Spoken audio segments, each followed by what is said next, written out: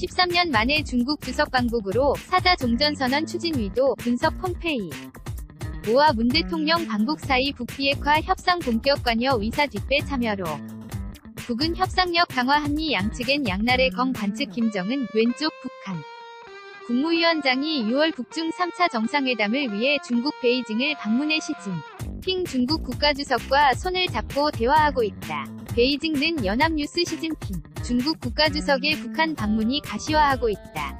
6.25 전쟁 종전선 언을 둘러싼 북미 간 협상 국면의 방북 소식이 전해지면서 중국이 사자종 전선언을 적극 추진하려는 의도라는 분석이 이어진다. 시 주석이 종전선언 협상 과정에서 김정은 북한 국무위원장의 비핵화 결단을 이끌어낼 것이란 기대가 일면서도 선언 세부 조율에 있어 미중 갈등이 생길 경우 우리 정부의 중재 부담이 커질 것이란 우려도 나온다. 싱가포르 일간 더스트레이츠 타임스는 시 주석이 김정은 북한 국무위원장의 초청에 따라 내달 9일 북한 정권 수립 9절 70주년을 기념하는 행사에 참석할 예정이라고 18일 보도했다. 중국 측 선발대 30여 명이 평양을 찾아 북측과 시 주석의 일 정 및 동선을 협의 중이라는 보도 18일 자본보 일면에 이어 관련 소식 이 전해지면서 시 주석의 방북이 확실시되는 모습이다. 중국 국가주석이 북한을 찾는 것은 2005년 당시 후진타오 주석 이래 13년 만이다.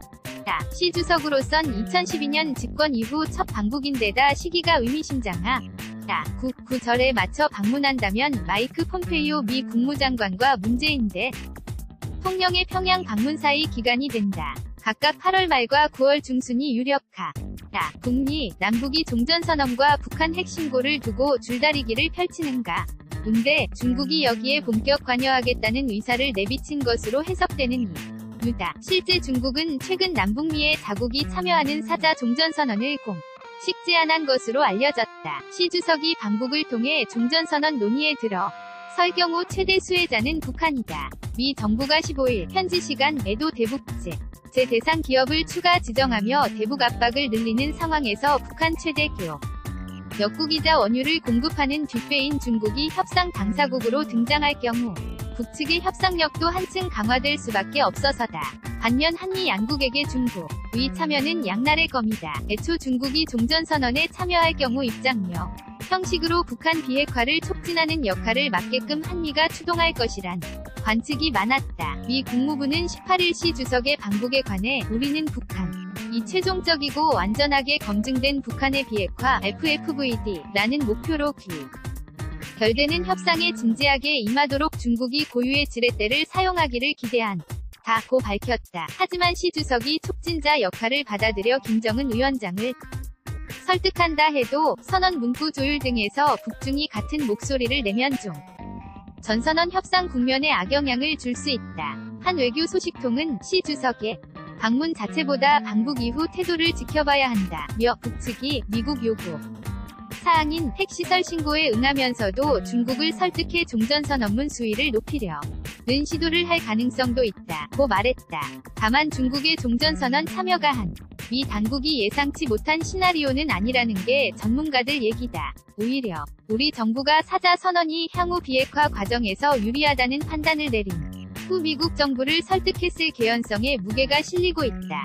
홍민통일연구원 연구위원은 정부는 초기에 중국을 촉진자로서 종전선언에 참여시키는 방향으로 입장 정리한 듯하다며 미국도 사자 선언을 공식 부인하거나 반복적으로 경계하지 않는 것을 보면 암묵적 승인으로 볼 수 있다고 설명했다. 한편 시 주석의 방북 일정에 대해 중국 정부와 관영 매체들은 아직 침묵하고 있다. 중국 입장에서도 북한과의 밀착은 미국의 견제를 강화할 수 있어 부담스러운 카드이기 때문이다. 일각에서는 시 주석이 이 같은 상황을 감안해 폼페이오 미 국무장관의 방북으로 북미 간 비핵화 협상이 본궤도에 오른 후로 자신의 방북 일정을 정했을 것이란 지적도 나오고 있다. 김정원 기자 GARD-HANKOOKILBO.com 베이징는 양정대 특파원 D. ORCH-HANKOOKILBO.com